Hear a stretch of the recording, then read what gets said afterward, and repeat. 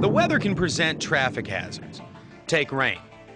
It's a hazard from the moment the first drops fall.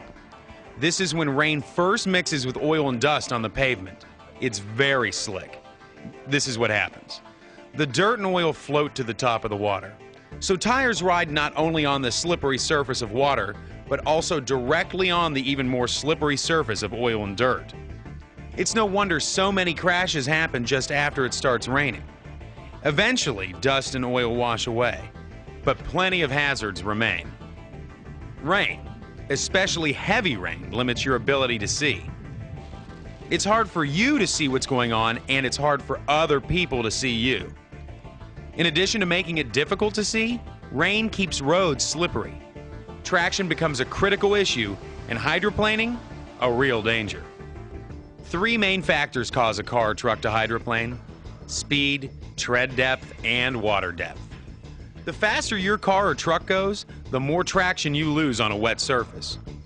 The more worn your tires are, and the shallower the tread, the more likely your car is to hydroplane.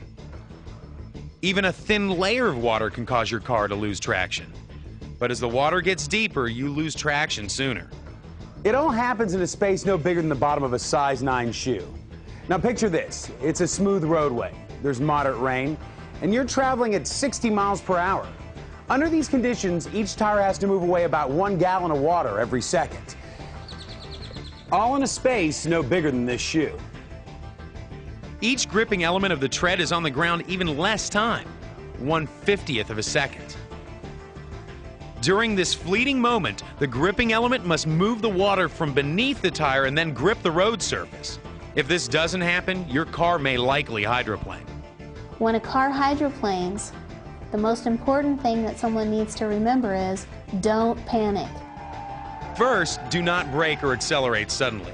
Since hydroplaning is a loss of traction to the front tires, sudden braking on a front or rear wheel drive slows the front tires but locks the rear tires. This can cause a spin out.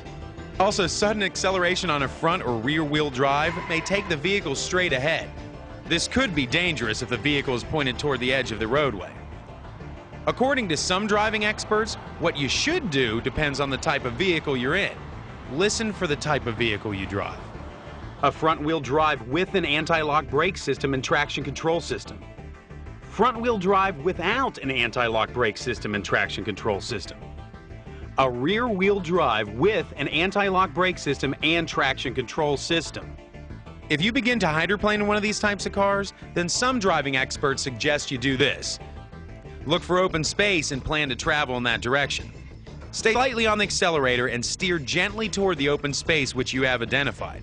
If you are in a rear-wheel drive without an anti-lock brake system and traction control system, then do this.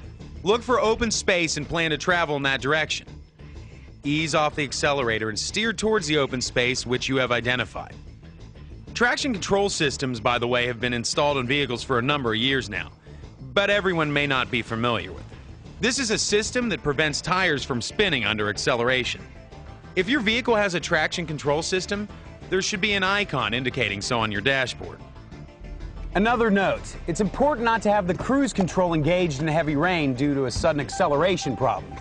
The vehicle will recognize the water buildup as a slowdown and ask for more power. This need for more power may shift, causing the vehicle to shift to a lower gear and build more water under the tires. This causes a cycle of more power and more push on the front tires. You can avoid hydroplaning by making sure the tread on your tires is thick enough and by slowing down. Here's a good rule of thumb for checking your tread. Stick a penny upside down in your tread. If Lincoln's head is hidden, then your tread is thick enough. If the tread doesn't hide Lincoln's head, then your tread is too thin and you need new tires. When it comes to speed on a wet road, slow down by about 1/3 of what you would normally drive. For example, if you normally drive 60 miles per hour on a dry highway, slow down to 40 when it's wet.